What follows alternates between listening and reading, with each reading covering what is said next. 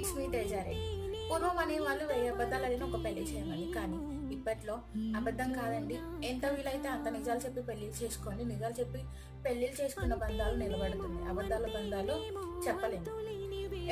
ఎవరిటైనా పోని ఏదేమైనా సరే మేమైతే అబద్ధాలు ఆడినాం, పెళ్లి చేసినాం, అలా ఎట్లనే ఉండని ఏమన్నా కానీ మాకు అవసరం లేదు అని మీరు స్వార్థంగా ఉంటే ఏం చేయలేము.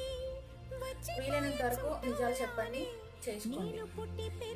ఏదో ఒక రోజున మాత్రం అబద్ధం అయితే తెలియకుండా ఉండదు. అబద్ధం తెలిసిన రోజున అబద్ధానికి హెల్ప్ చేసిన మీ మొహాలు చూస్తుంటే కూడా చాలా మందికి బాధేస్తుంది.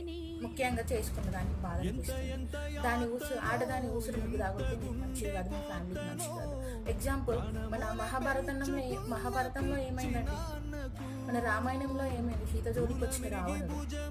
ఆడదాని జోలికి వస్తే దేవుళ్ళ సైతం అవమానపడవలసి వచ్చింది. ఇంకా మనం మానవులు, మనకి ఎంత ప్రాబ్లం.